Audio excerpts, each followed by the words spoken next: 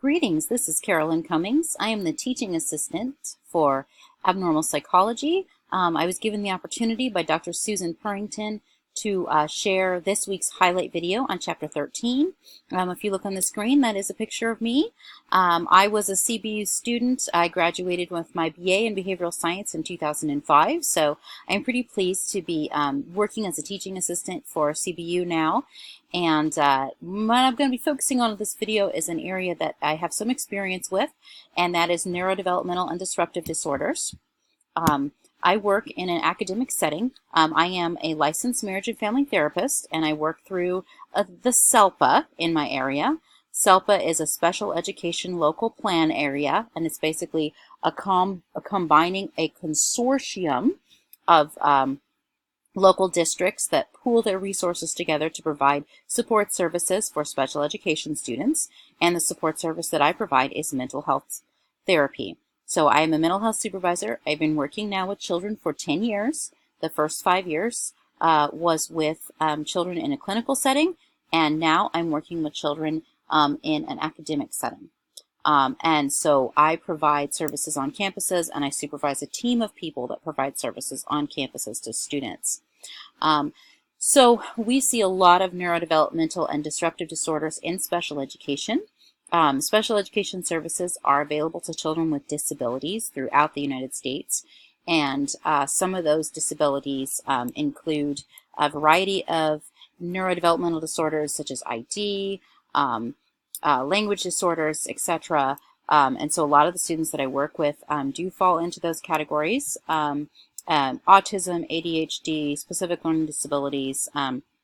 Some of these children don't need direct mental health treatment, like someone with a specific learning disability. They would be receiving academic support, but they might be experiencing some anxiety or depression or disruptive behaviors and feelings as a result of having the difficulty of having a specific learning disability. In the same way that a student with intellectual disabilities, therapy cannot cure that, but we can assist them with functioning in that they can have high self-esteem, they can have a really positive life experience, meeting the goals that they want to meet, and kind of working around that intellectual disability. I'm also going to be talking some about disruptive behavior disorders, and the way that we treat these things can get a little bit complicated because there are no cures for these disorders. And unlike, say, depression or anxiety, which could be episodic, usually things like intellectual disabilities are lifelong, meaning that they don't go away with treatment. But treatment can assist some of the factors present in intellectual disability and help people live their best life. In the same sense, in a different sense, though, and I'll get to the slides on disruptive disorders. The disruptive disorders are not really treatable with, say, medication, although you will find people with disruptive disorders on medication. The disruptive disorders tend to be more of a problem for other people than they are for the person who has the problems. Now, they may have a high level of distress, but the people that tend to seek treatment for people with ODD or conduct disorder and so on are their family members, their friends, and school staff. And so when I'm working with students like that, it's unusual for that student to say, "Help me, I need help." It's much more common for their parents or the teachers to say, "Help this kid, there's something wrong with them." And the student is often there under duress. They have not consented to treatment, nor have they sometimes assented to treatment. So that's very different from our students with neurodevelopmental disorders, where they might be on ADHD medication, but be quite pleased to come to therapy and talk to a person like me because they are struggling. Somebody with ODD, on the other hand, might say, "Thanks, but no thanks, and I'll see you later." And so it's just a very different impression, different strategies. But what makes this complicated is that a lot of our children have comorbidities, both with ODD and ADHD, or other combinations. So they could have an intellectual disability and they could have ADHD, or they could have ADHD and conduct disorder. These are some of the different combinations of, and the autism spectrum is not limited either. So you could have multiple diagnoses at the same time that play against each other, and so that can confound treatment a little bit as well. But to tell you a little bit about the setting that I work in the most restrictive placement in my county, and this is a placement for children that have proven themselves to either not be safe to themselves or safe to people around them. They tend to engage in high levels of property destruction. They engage in high levels of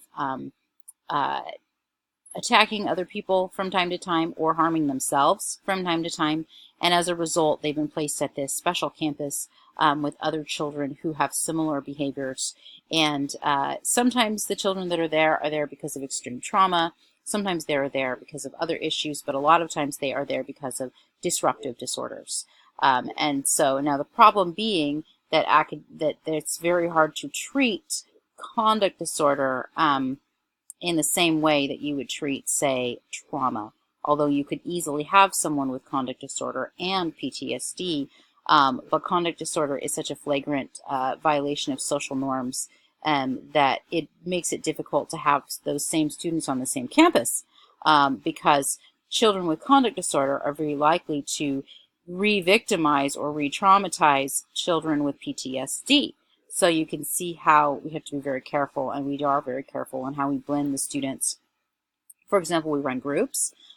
This chapter talks a little bit about the challenge of running groups with students with conduct disorder because of peer contagion. So we have to be very selective about which students with ODD and with conduct disorder we place into our groups, with our children with PTSD or anxiety or depression or autism, or social communication disorders, or ID, because they do not always blend well together, but we're in a situation where all these kids are on the same campus together. So you can see some of the challenges inherent in that when we put all of our mentally ill citizens in one place, they can become very dangerous to one another, because mental illness is a very, very broad scope.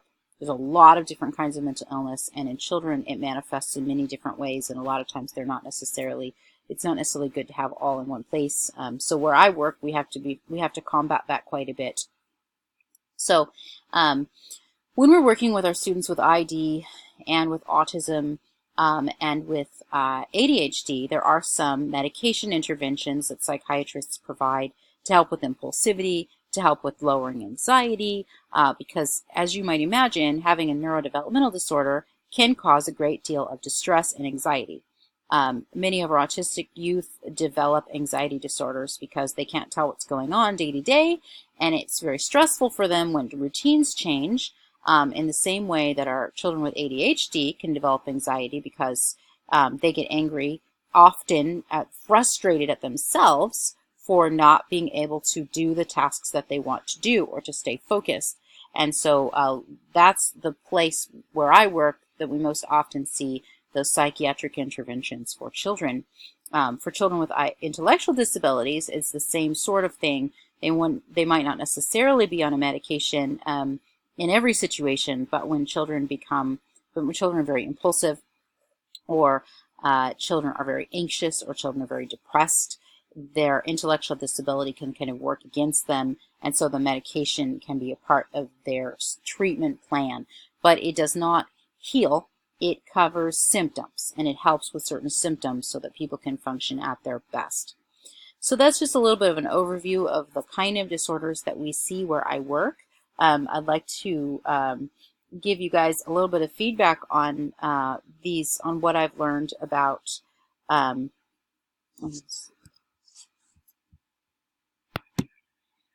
I'd like to give you guys a little bit of feedback on what I've learned in this class about intellectual disabilities, and kind of some of the changes in language and how you guys have perceived the changes in the DSM. I think it's interesting. I saw many of you were very much applauding the shift from the terminology of mental retardation, which I also applaud because of the negative social connotations of that terminology. But something to be cautious of is that culture always catches up with our language eventually. And so the term mental retardation, although even saying it to my voice sounds troubling and disturbing, it was at the time the best descriptor they had for what they were seeing. And prior to that, terms like moron, imbecile, even as I say them, again, they sound incredibly offensive, but these were the scientific terms used to describe people with low intellectual functioning. And so it was not that people were trying to be cruel, they were trying to find labels that were appropriate, and then culture caught up and started using those labels in a mean and negative way. So best laid plans being what they are, eventually we're going to find a way to make ID something negative as well as a society. We're just going to have to keep changing terminology. I don't think it'll stop. I don't think we will somehow find respectful language. I think language will become disrespectful around us, which is kind of the unfortunate progress that that culture makes in understanding and making these leaps to continue to stigmatize the mentally ill. I also wanted to speak to some of the treatment strategies we use with people with ODD and conduct disorder. And what I wanted to say is that we use a lot of motivational interviewing. And motivational interviewing is strategies where you focus on the goals of the client, not your goals, and you focus on their goals and you talk to them about how their behavior is helping or harming their ability to meet their own goals. So you see, I'm not coming in and saying, you're sick, you need to get better, because if you say that to someone with ODD or conduct disorder, hopefully they won't do anything horrible to you. But those are fighting words when somebody's already very defensive in their language. And so instead, we don't use that terminology. We say, yes, we try to understand where they're coming from and say, yes, I understand where you're coming from. How are your behaviors getting you to where you want to go, to where you need to go? And then it puts it back on the person to determine how they are going to respond to the fact that they are not meeting their own personal goals very well. And that kind of takes that burden, takes out the burden of opposition from their argument, and then you can usually have a pretty good working alliance if the person is ready, and they are more willing to become compliant because it will get them what they want, not because they think they should be compliant, but rather they want something in their life, like to graduate high school, for example, or they want to get a car, or they want to hold down a job. And so we focus on those goals rather than on my idea of what they ought to want, quote unquote. There's this myth in psychology that a patient has to know they're sick in order to get better, and that's absolutely not true. That's a throwback from AA, and that is true in substance abuse some of the time, that you would need to admit that you are ill in order to get out of denial, but that is not necessarily true in mental health. You don't actually need to do that in mental health. A schizophrenic person, for example, does not need to admit they have schizophrenia in order to benefit from schizophrenic medications, right? In the same way, a person with conduct disorder does not need to admit they have conduct disorder in order for them to benefit from mental health treatment. All you need from them is cooperation in working toward a goal. So I say that to say I wouldn't waste your time trying to get everybody to agree what the problem is when you engage in therapy, social work, any kind of cooperative relationship with people with ODD or conduct disorder.